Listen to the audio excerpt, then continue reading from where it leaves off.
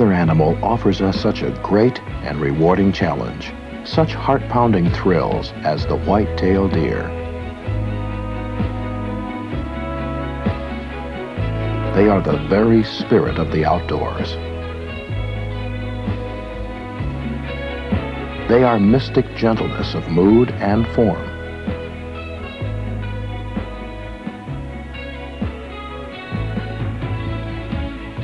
They are the embodiment of wild grace.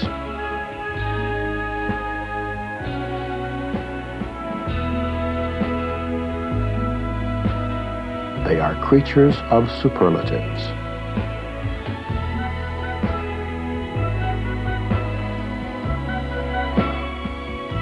Shy, wise, prolific.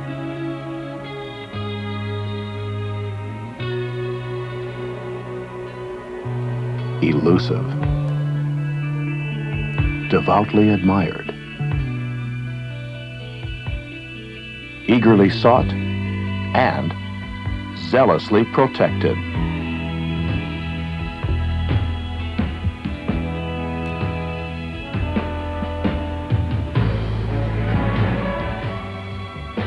The whitetail is all of this and more.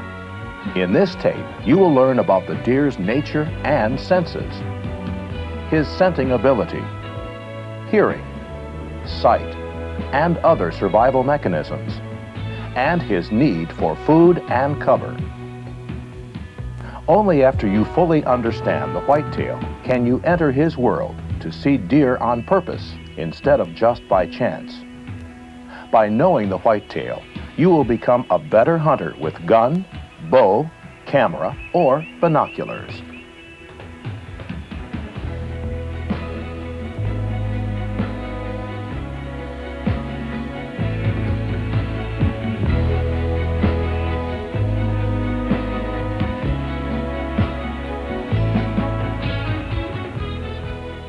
Your guide into the whitetail's world is award-winning outdoor writer and cinematographer Jerry Chiappetta.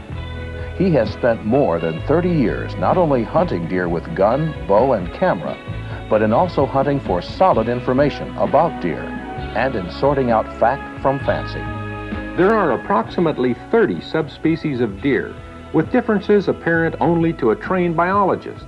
One of the more obvious differences, however, is in size, between the size, for example, of the tiny Florida key deer and the bigger bucks of the upper Midwest. A key deer is no larger than a collie dog with a top weight of less than 50 pounds. On the other hand, a typical northern buck will run around 200 pounds. One of the heavyweights on record was a Michigan giant which dressed out at 354 pounds. It was estimated to have had a live weight on the hoof of 424 pounds. This is more like the average Midwestern whitetail, roughly 3 feet tall at the shoulders. This happens to be an adult doe of 2.5 years of age that was in the Michigan Wildlife Department deer pens near Houghton Lake, Michigan.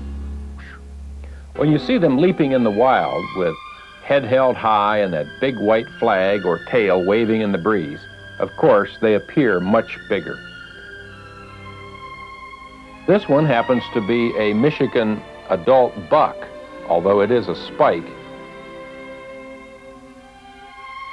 Again, you can see the relative size.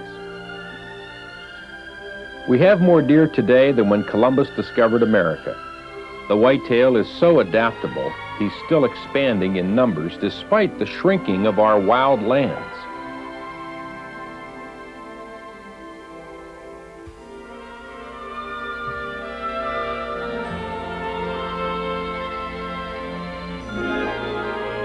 Deer have been able to use their natural survival mechanisms to thrive right under our noses.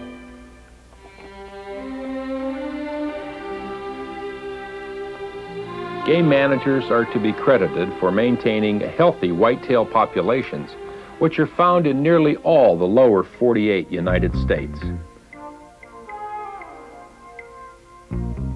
Whitetails range from Nova Scotia to British Columbia and down into parts of South America. Mule deer and blacktail overlap part of the whitetail's range in sections of the west and southwest.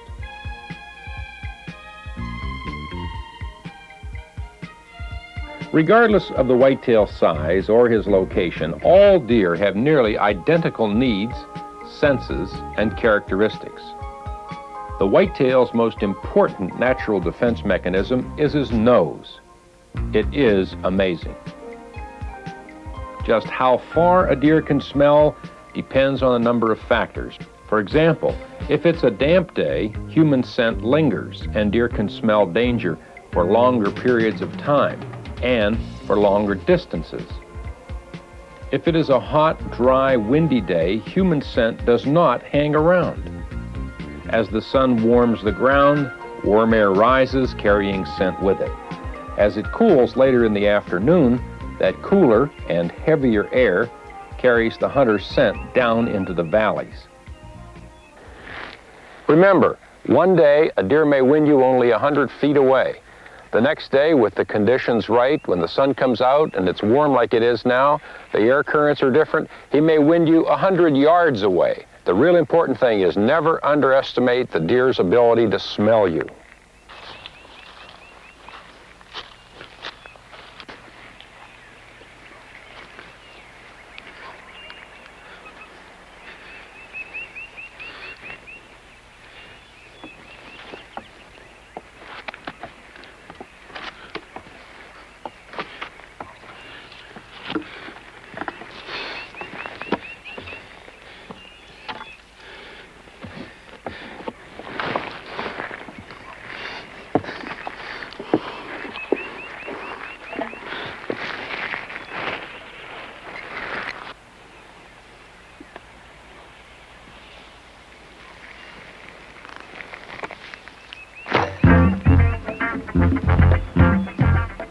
Observing or hunting deer from a tree stand does not guarantee that the deer won't smell you.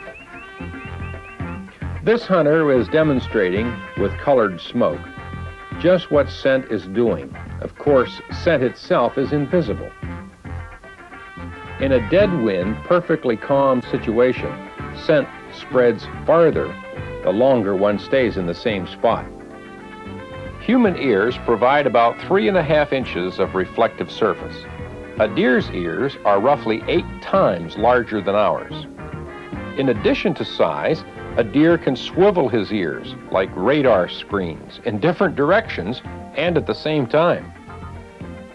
Every sound that a deer hears doesn't send him hightailing it. I've watched deer bed down next to railroad tracks and never even twitch when a train roars by, and I've seen them flee at the click of a rifle safety. Another example of this came from wildlife biologists who could get pretty close to a herd of deer they were studying, but only when they drove their old wildlife department vehicle. When they got their new vehicle with its new sounds, apparently the deer didn't like it and they all spooked.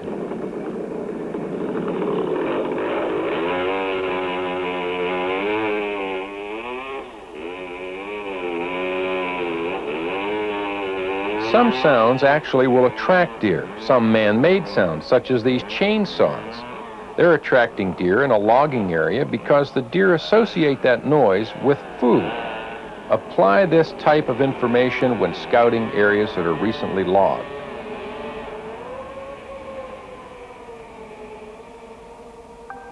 The whitetail's third major defense is in his ability to see. They're crepuscular animals. Deer are creatures of twilight. They're most active in early morning and in the evening. Their dim light vision is outstanding, as is their ability to see contrasts, such as shiny objects, contrasting colors, and most importantly, any movement. Movement in the wild caused by nature will not frighten deer, just as natural sounds won't alarm them. These are what I call natural movements, compared to unnatural or foreign movements. However, if a blue jay or a squirrel becomes increasingly alarmed by human activity, then this type of alarmed behavior will alert deer. Moving about should never be abrupt. since such moves are even more detectable by deer. We used to believe that deer were colorblind. New studies at the Rose Lake Wildlife Experiment Station in Lower Michigan showed that deer can distinguish red better than any other color, especially the brighter shades of red and orange. There is another sense which deer have which we simply can't measure, and that's the sixth sense. It is the one wild animal ability we cannot explain away or counteract. Deer just seem to know whether I'm carrying a 35mm camera or a .35 caliber rifle. Of course, I can always get closer to them with a camera than I can with a rifle. Ever since prehistoric times, deer and their ancestors have been prey animals, attacked and eaten by various predators. They are creatures which would rather run than stand and fight. Running doesn't always mean fleeing at high speed with tail held high. They take advantage of whatever cover is around. That might be a fence row, a drainage ditch, or a roundabout route that involves some thicket. Fleeing deer have been clocked at more than 40 miles an hour. Deer are not long-distance runners. They're more like 100-yard dash sprinters. Some hunters actually can run down a deer by following them at a fast pace. They have been witnessed leaping fences as high as 8 feet. That's from a standing start. One New York game official measured a running broad jump by a buck at 29 feet. Knowing the life cycle of the whitetail is important if you wish to locate and harvest deer. Michigan wildlife biologist John Azoga has been studying deer relationships longer and more intensely than anybody else in the country. He has discovered that there are 2 distinct deer societies. One society is the female with her young. The second whitetail society is made up of buck deer. John Azoga's research has proved adult does dominate the herd. It's a matriarchal society. The family group in the whitetail consisted of little more than the doe, her fawn, and possibly a yearling.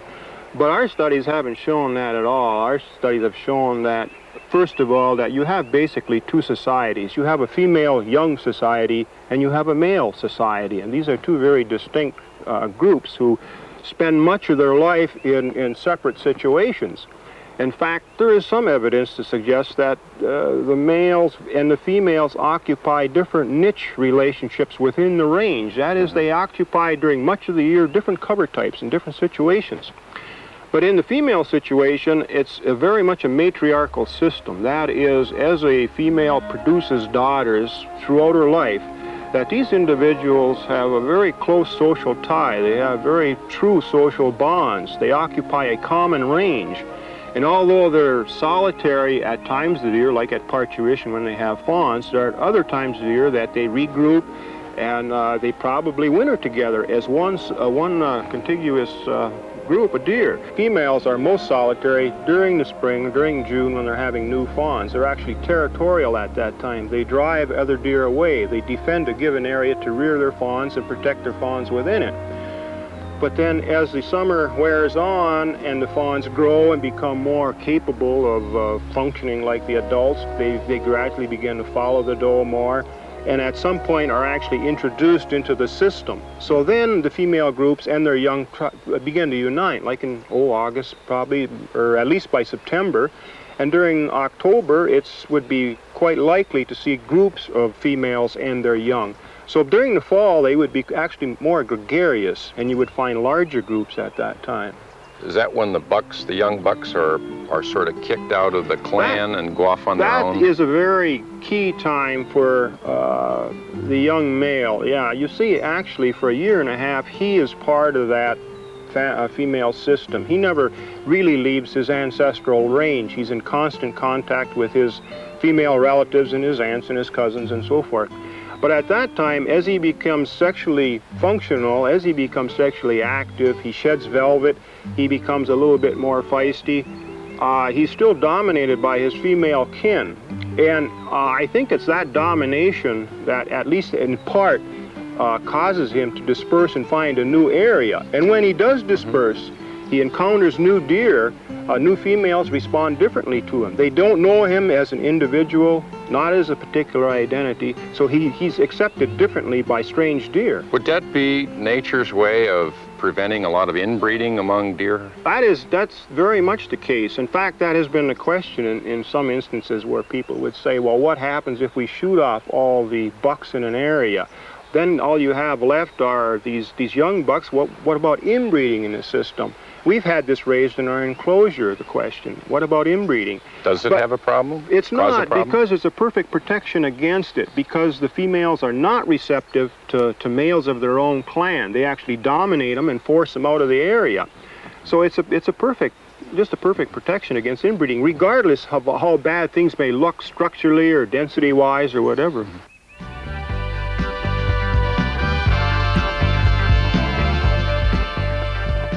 Mature does of about 4 years of age and older return to the same fawning areas each spring. Such areas may be as small as 10 acres or as large as 30, depending on how much the deer are crowded. The gestation period is 204 to 210 days. Undernourished does in poor food regions usually will have but a single fawn. They also will abort their fawn or have a fawn that is born dead or dies shortly after birth. This is very common with poorly fed deer.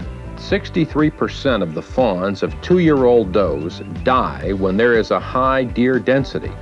Scientists have also discovered that in times of stress, due to poor food conditions and crowding, does will have a higher percentage of buck fawns. These natural birth control systems are still insufficient to avoid tremendous suffering and large deer losses in the bottleneck of winter.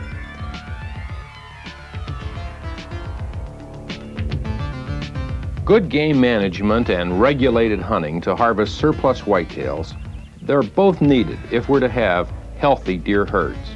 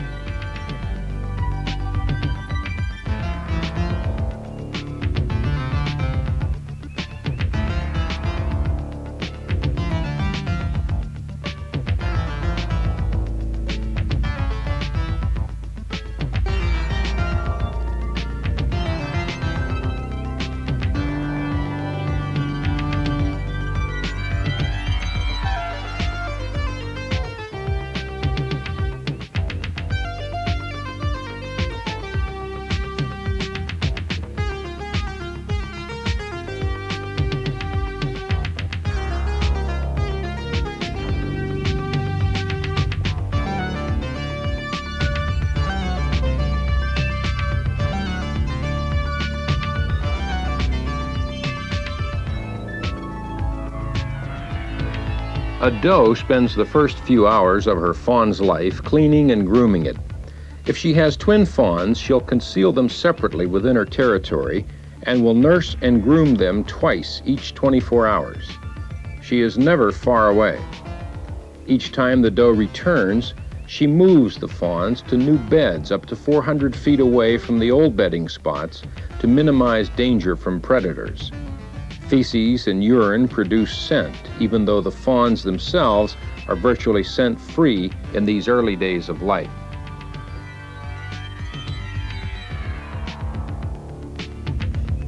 A healthy buck fawn will weigh an average 7.5 pounds. He'll double that weight in only 2 weeks. At 4 weeks of age, the fawn will increase its weight 4 times. With plentiful food, this fawn will be 150 to 170 pounds and sexually mature at 18 months of age.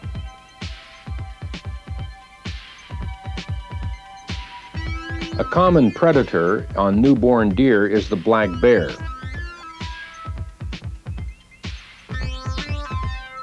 Others are coyotes, bobcats, and foxes.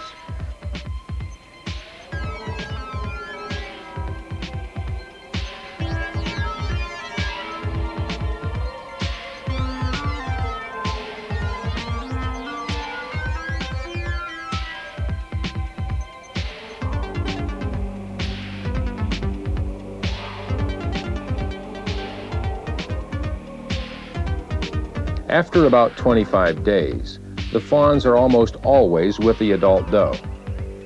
There is little association with other deer in the clan until the fawns are more than 3 months old. June, July, and August are growing, feeding, and resting months for whitetails. The deer are most difficult to locate in this lush summer period with heavy foliage. Beside the normal visibility problems in the wild, deer are isolated in smaller clans and do not move around very much. Food is usually very plentiful. However, by autumn, there is a regrouping of related does and their fawns on their ancestral range. Fawns born in late May and early June remain with the doe, who will run with her fawns from the previous year. This is why you'll often see a couple of adult-sized deer and 3 or 4 younger antlerless deer running together. Remember that by hunting season, the fawns have lost their spots and they're difficult to distinguish from adults unless they're standing side by side.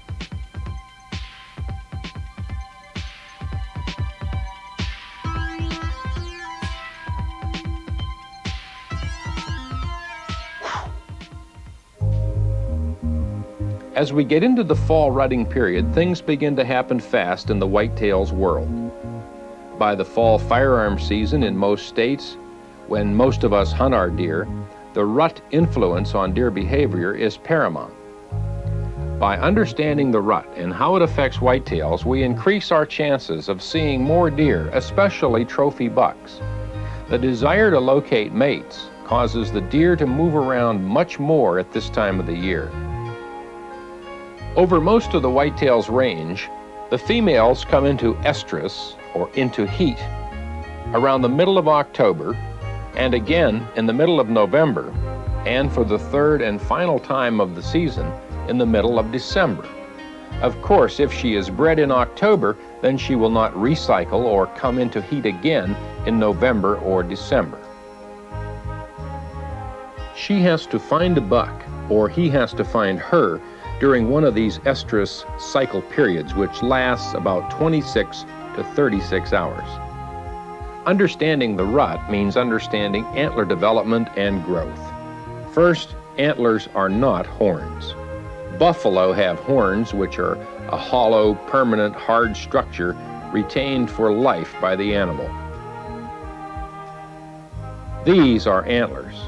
Elk and moose carry the largest antlers among all members of the deer family. These massive racks are shed each winter, and a new set of antlers are grown starting early in the spring. The whitetail go through this same antler growth, development, and shedding.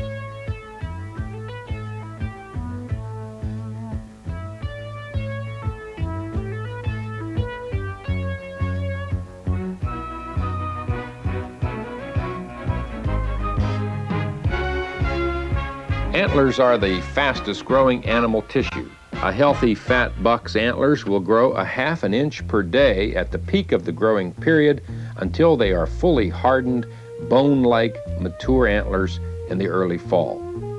New antlers will begin growing around April in most parts of the country. Covered with a membrane that is charged with blood vessels, the new antlers are tender and they'll bleed if bruised. That's one of the reasons that bucks are less active at this time. Antlers may become deformed by an injury during this period of development from spring until early summer. Antler growth is triggered by the pituitary gland, which itself is triggered by the increasing amount of daylight in the spring. By fall, the increased flow of male hormones causes the antlers to fully develop and harden. The old myth says that bucks polish their antlers because they're itchy. Well, this just isn't so. At this time, there are no nerves within the antlers. They are hard, solid bone. When the blood vessels dry up in this hardening period, the soft membrane covering called velvet simply withers away. Buck rubbing is the animal's way of leaving marks to show dominance and to announce his territory. All antlered bucks rub on trees and some bushes. This is extremely important in the weeks ahead, It's vital in our locating of deer, especially big bucks. The bigger the buck, the bigger the tree he will usually use as a rubbing tree. Bucks with rocking chair racks are the stuff that hunters' dreams are made of, and they're not easy to find. Big bucks like this one need 3 important things to grow big antlers. They have to live long, they have to eat well, and they have to have the right genetic background. To live long means 3.5 to 8.5 years of age. Now that's a long time for a buck in the wild. After his 8th year of life, if they live that long, and few do, they'll be past their prime and the antlers will be smaller. Bucks rarely live more than 12 years in the wild. Does will live but a few years longer. Good antler development requires all 3 of those things. Good diet means an abundant supply of high-quality food that includes the necessary minerals of the soil. Good genetics means that if a buck's ancestors produced scrawny racks, then he'll also produce scrawny racks, even if he has good food and a long life. It's important for the trophy hunter especially to understand the implications here. For example, regions which historically produced trophies will usually continue to produce trophies, barring some unforeseen natural disaster like a forest fire or massive changes in farming practices. Remember, I said usually, because there may be a period of food shortage which will result in a season or 2 with fewer trophy bucks. To locate these traditional big buck regions, you start by examining the record books and check the kill figures for your state game area. Once you find the big buck areas which historically produce the big guys, concentrate on specific spots within these areas where hunting pressure is light. You won't find many trophy racks in areas of high deer harvest because most of the bucks are cropped off at an early age. Often, as many as 60 to 70 or 75% of the bucks harvested in heavily hunted areas will be only 1.5 years of age.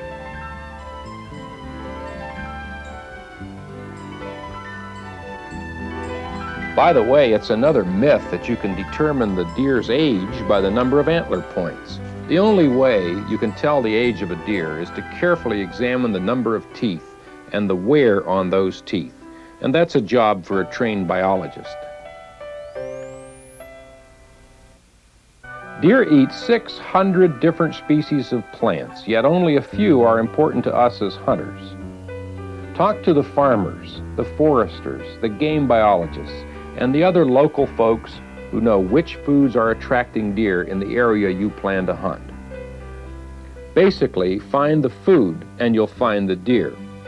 Listing all the prime foods here would serve no purpose, because what is prime in the north isn't a prime food in the south. Certain farm crops are prime everywhere. I'm talking about corn, apples, beets, tobacco, alfalfa, rye, potatoes, just to name of the few more popular deer foods that are found in farm country. Deer also love to eat ornamental shrubs in suburbia or down on a nursery farm. They cause many millions and millions of dollars in tree and crop damage each year. A deer typically eats enough food each day to equal about 3% of its own body weight. In other words, one adult deer will eat slightly more than 1 ton of food per year.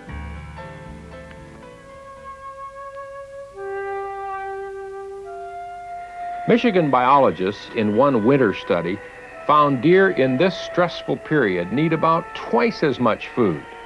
They simply burn up more calories trying to keep warm and in struggling to move in deep snow. This is that bottleneck period of winter that we mentioned.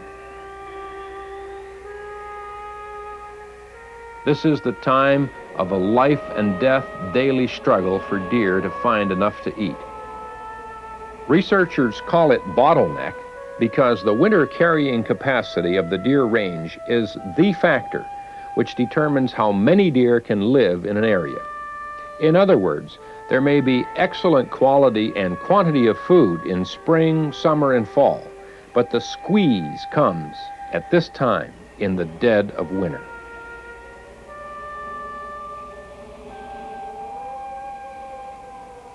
Of course, food is a primary need. The old saying, find the food and you find the critter, is only partly true here. Find the food and you find the deer if that food supply is close to adequate resting or bedding area. Deer don't like to move any more than they have to. However, if the choice food on today's menu is corn, and the cornfield offers both food and cover, the deer may bed down right in the middle of the cornfield. If the corn is cut and harvested, yet the spillage on the ground still offers adequate food, the deer will continue to feed in this area. But they will be bedding or resting in a nearby woodlot, a swale, a swamp, or some other cover that's close by.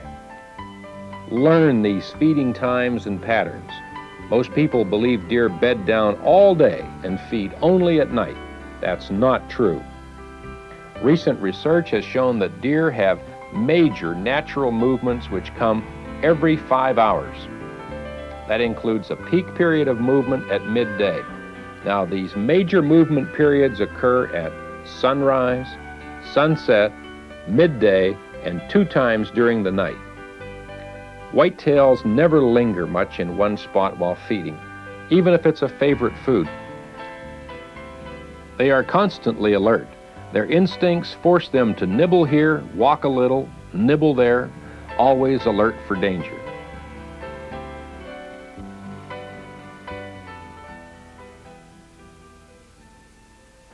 Their resting or sanctuary area, like this swamp right behind me, is never too far from their food supply, which is up here on the high ground, up in the hardwoods, where there's a good acorn crop this year. The deer are never far between the resting areas and the feeding areas. Now, your best bet is to find the runways connecting these resting or sanctuary areas to the feeding areas.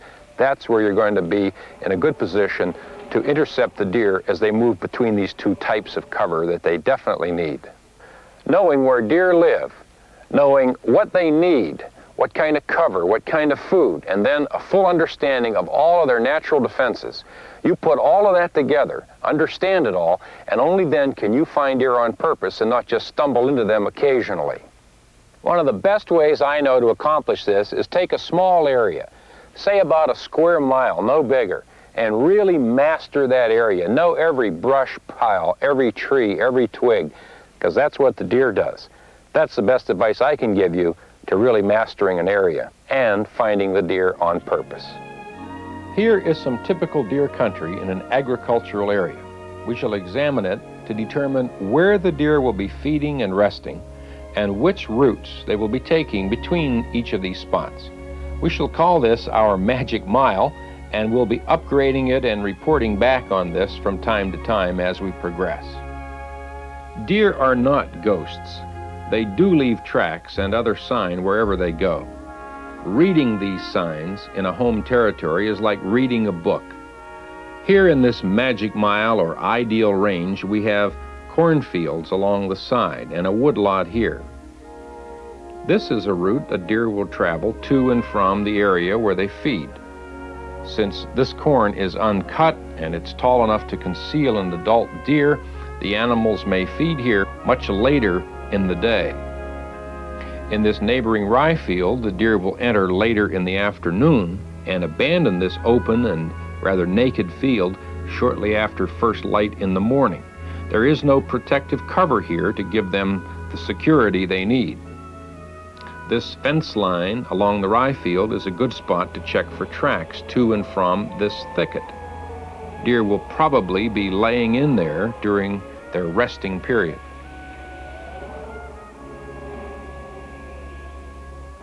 This oak stand along the ridge is worth checking out during the pre-season on-site scouting that you have to do. Look for evidence of deer pawing through the leaves for fallen acorns. Remember, the deer will not expend any more energy than they have to fill their 4 stomachs.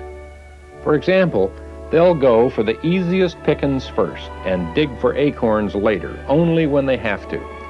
Acorns are a high-energy food, and in the winter months, they'll dig through a foot of crusted snow for acorns. We have shown you how to recognize these needs in an agricultural setting. They're really the same needs out in the big woods, except that you must think on a larger scale of real estate. Food typically is harder to find in these so-called big woods areas, so the deer's home territory will be larger. The key to recognizing home territory in either the farmland or a big wood setting is in finding active deer sign.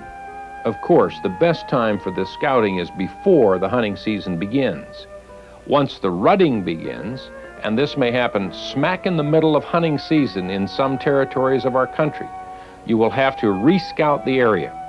The rut makes all deer more active, especially the mature bucks. Their daily movement patterns will change. Deer feed heavily in the fall to fatten up for the cold winter months ahead. The bucks continue feeding in the fall as the rut begins, but they burn up so much more energy as the mating urge takes control of their lives that they'll lose up to 20% of their body weight. For a detailed examination of the rut's implications for the sportsman, be sure to watch Successful Whitetail Deer Hunting.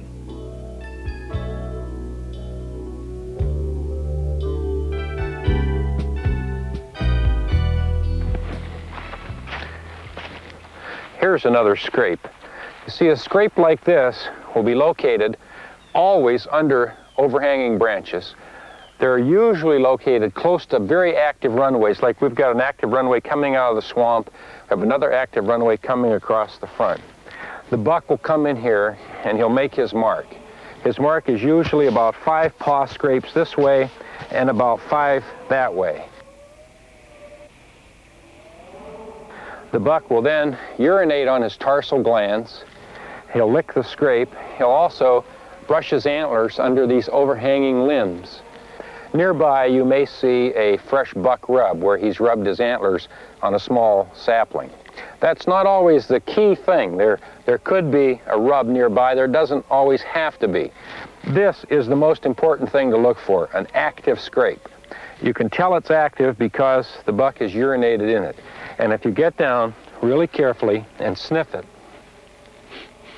you can actually smell a musky odor. And that'll tell you for sure that buck's been here within, say, the last 24 hours. Now, a buck makes many of these scrapes, like leaving his calling cards all over his territory in the woods. A doe will come by. When she's ready, she'll smell this scrape. She'll come over and she'll make a splash of urine in the scrape as well.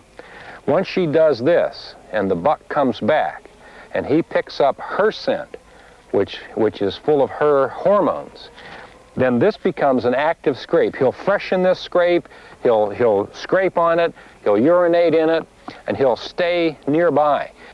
The buck has made his mark. He has left his scent here in this scrape. The doe has spotted it. She likes what she smelled based on the hormones that the buck deposited. She also leaves a splash of urine in this spot. This was one of many scrapes this buck made. But all of a sudden, because the doe responded to it, it now becomes not a secondary scrape or not just one of the scrapes, but the active scrape. And what that means is that that buck will stay much closer to this spot than any of the other spots he has in the area because that doe left her calling card right here. And that's your clue that you should have a blind nearby where you can watch this area. The wind is coming from this direction. It's blowing across here. Your blind should be down here, okay? When that buck comes back to check this scrape, he may not come right and stick his nose back in this spot. He may be slightly downwind, and he'll be able to smell any odors that the doe deposited. So you also have to be downwind so he can't smell you. An active scrape like this, as I said, is your very best evidence that there's a good buck in the immediate area. It's better than any other clue you'll find in the woods. Another trick is to take a stick, don't use your hands or your boot, scrape some leaves and some twigs onto the scrape like that, okay?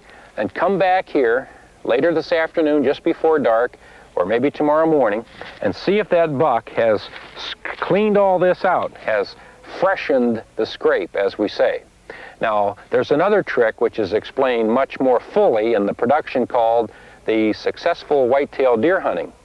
In that, we talk about how to use buck lures on the branches and in and around these scrapes. But that's in the other production called Successful Whitetail Deer Hunting. The biggest boss buck in a home territory is called the alpha buck, and he dominates and intimidates the younger males, and he does most of the breeding. The smaller males rarely challenge the alpha buck. Their social order has long since been established in their all-male society before this rutting season gets underway. And buck deer will fight only occasionally and only when one alpha buck crosses into the home territory of another alpha buck. This usually happens when that big buck is in very hot, close pursuit of a doe in heat. Serious injury is unusual in these jousts.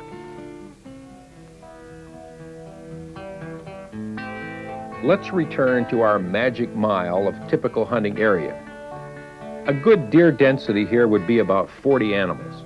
Some biologists tell us that the average hunter will have difficulty seeing any deer when the density drops below 40 animals per square mile. Now, you might think at first that 40 deer per square mile is a lot of deer, but remember, a square mile is a lot of land. It's 640 acres, or 259 hectares, or 2.59 square kilometers. Male to female ratio will be 50-50, biologically speaking. But hunters think of deer as either bucks or does, with the bucks all having antlers. Remember, many bucks are antlerless, or they may have sublegal size antlers. In most states, an antlered buck means one with antlers of more than 3 inches in length. So, out of our 40 deer, we may have only 10 with legal size antlers. And of those 10, we may have only 2 or 3 with racks, or trophy size antlers of 8 or 10 points.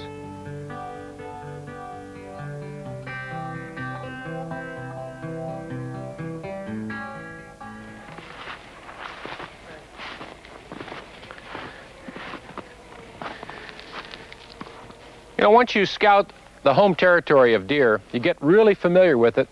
You know where the runways are, where the feeding and resting areas are. Seeing deer will be a little easier. It gets discouraging, and when I get discouraged after a while, I like to remind myself that deer are somewhere all the time. Think about it.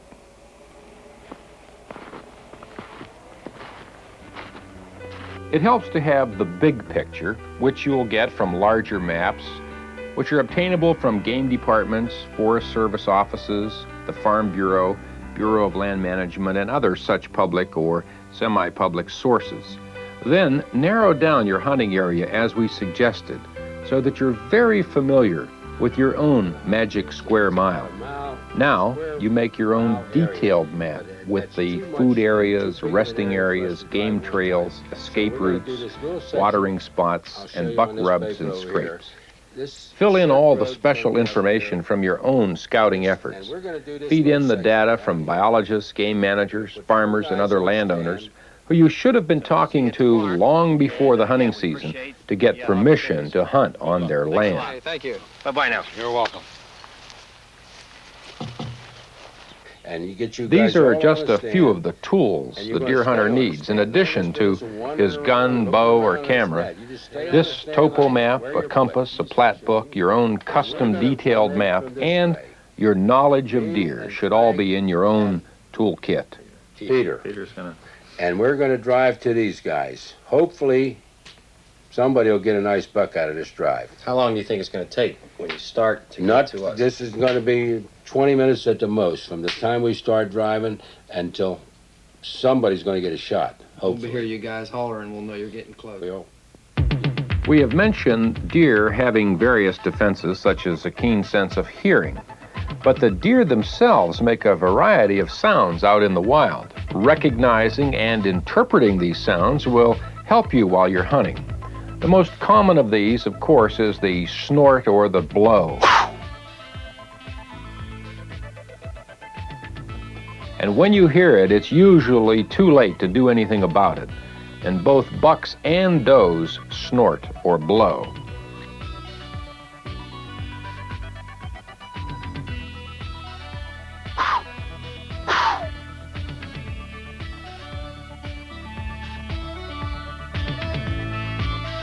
The bucks will also cough or grunt at each other.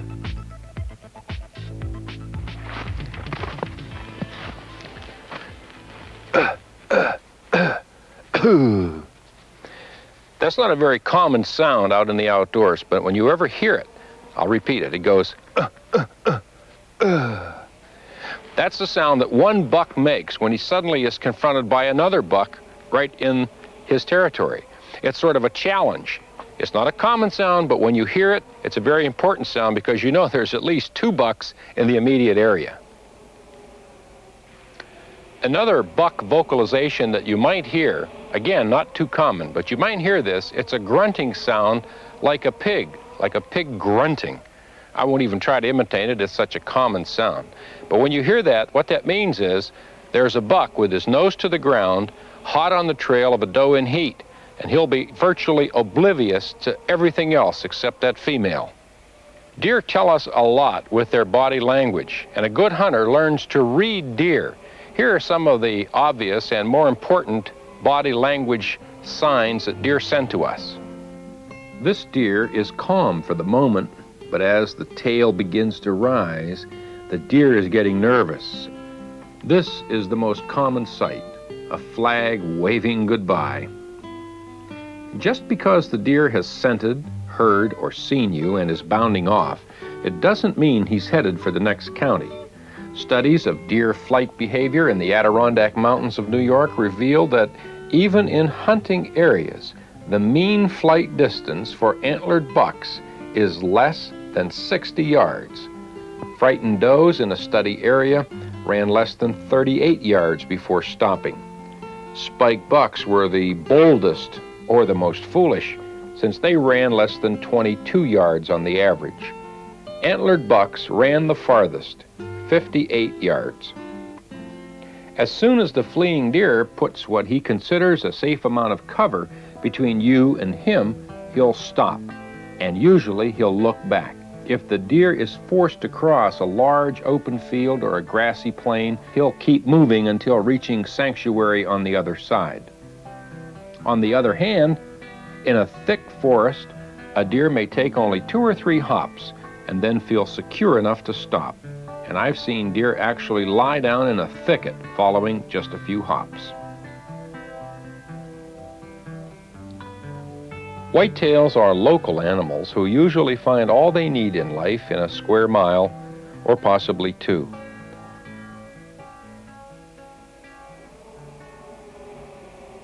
The quality of their habitat is what determines exactly how big their home range will be.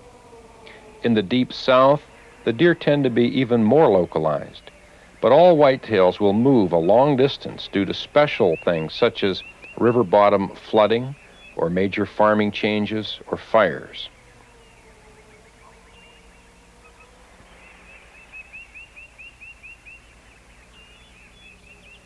In the north woods of Minnesota, studies found deer move an average of just over 5 miles from where they spend their winters in deer yards to where they're shot the next hunting season. In a similar yarding study in Wisconsin, deer moved an average of 6 miles from their traditional deer yards to where hunters found them the following season.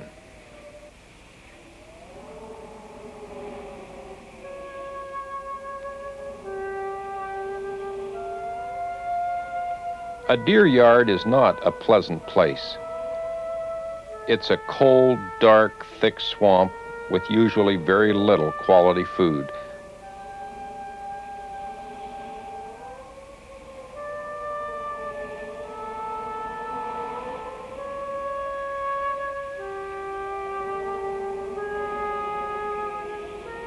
Deer die by the tens of thousands during severe winters.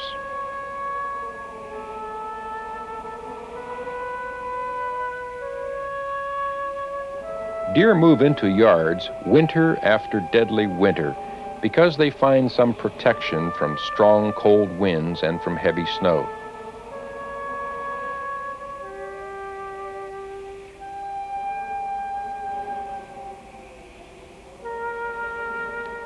They also come here because this is where they were taught to go by the adult does who run the clan. There may even be more food just across the road, but the deer will return to these same browsed-out yards of their ancestors year after year. Researchers found that deer will move en masse into yards quite early, often during the hunting seasons if the weather is harsh. During such a cold season, hunters who expected to find deer on their upland range will complain that the whitetail population has drastically declined. So remember, when severe weather comes early, the deer may not be in their usual haunts. If you're a wildlife photographer or just wish to see deer, visit a deer yard. These cedar swamps of the north are well known to game managers. They can tell you where they are. Real sportsmen do not hunt deer in yards like this when conditions are like this.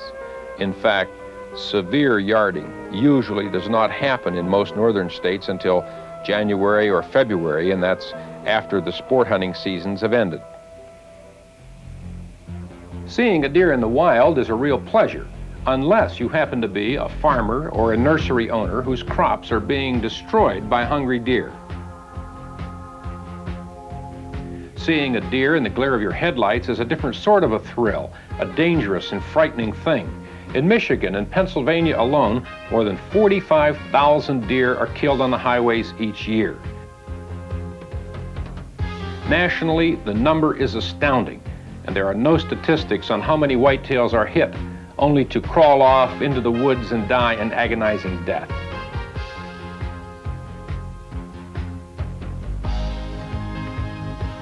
The balance of nature is based on a predator-prey relationship and the availability of food. But the whitetail's changing environment has left it with few natural predators. The mountain lion, the wolf, the grizzly, just to name a few, have not adapted as well as the whitetail has, and no longer have a balancing effect on deer populations. In their place, we have fences, cars, free-roaming dogs, the chainsaw, and the plow.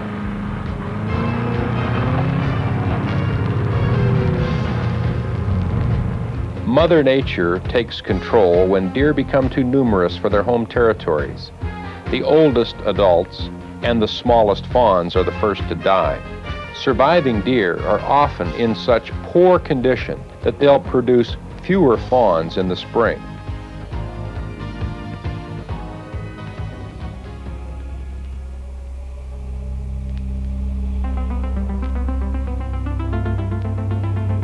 Sport hunting is another form of harvesting. It is the game manager's most effective tool to prevent deer from overpopulating and exceeding the carrying capacity of their range. Some would argue its effectiveness, but thanks to the efforts of game managers and to the financial contributions from sportsmen, we have more deer today than when Columbus discovered America. There are expanding whitetail populations in almost all the lower 48 states.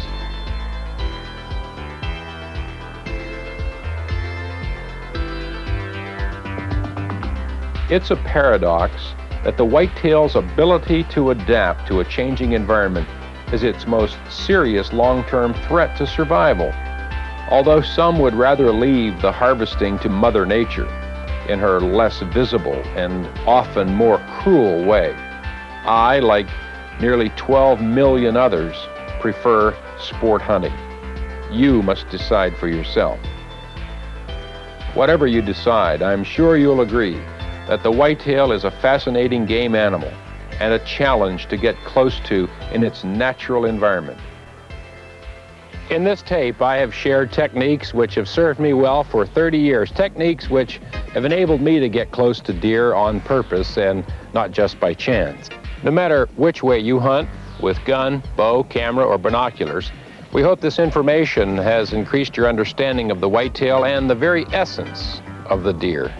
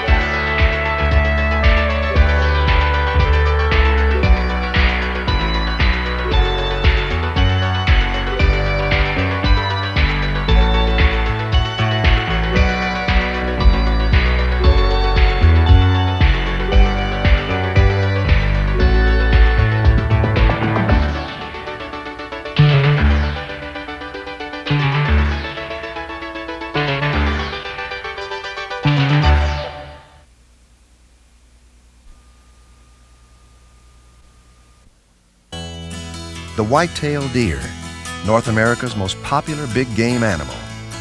3M Sportsman's video collection will help you become a more successful deer hunter with the only complete series of award-winning original programs about deer. We're the best at making you better. Catch the elusive whitetail deer in his private moments. A year-round portrait of this beautiful animal, from spring fawning to the fall rut. Secrets of deer behavior that few hunters are privileged to see. Top hunters know that deer hunting is more than just a lucky walk in the woods.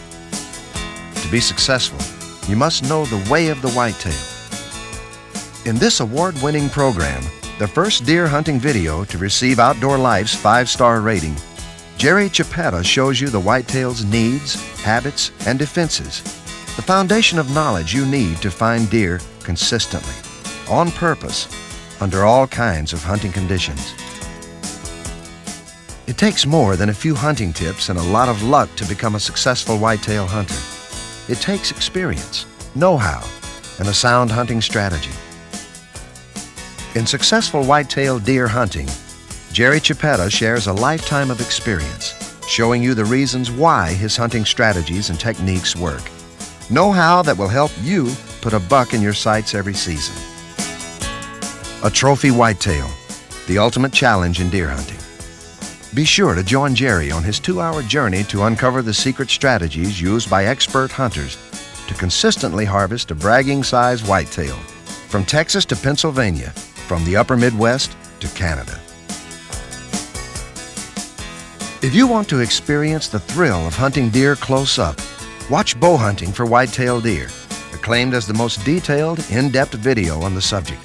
Master bow hunter Jim Doherty shows you his secrets to success, selecting the right equipment, developing the right attitude for bow hunting, and getting incredibly close for a clean kill. In successful mule deer hunting, Jim Zumbo takes you in pursuit of the Rocky Mountain mule deer, the spirit of the high country. More than just an adventure program, Jim shows you new, innovative strategies that modern mule deer hunters use. Jim will prepare you for the deer hunting trip of a lifetime. From the gentle stillness of a deep forest glade to the heart-stopping excitement of a high country hunt, no other programs give you more in-depth information and true-life action than the Sportsman's Video Collection from 3M, the fastest, easiest way to improve your deer hunting skills. And if you love hunting, fishing, and other sports, think of 3M as your total video resource for outdoor adventure.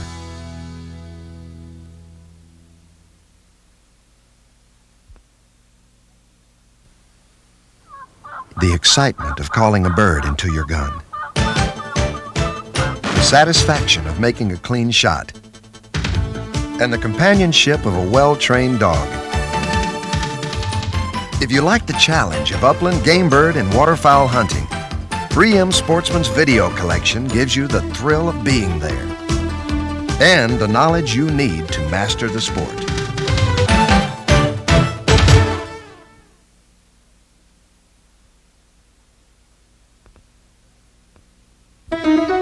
Explosive action, in-depth information, incredible scenes.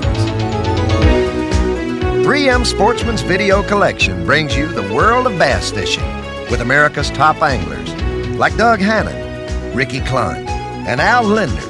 A comprehensive learning series that'll make you the best bass angler on your lake. You'll be glad you watched these programs when you catch the bass of a lifetime.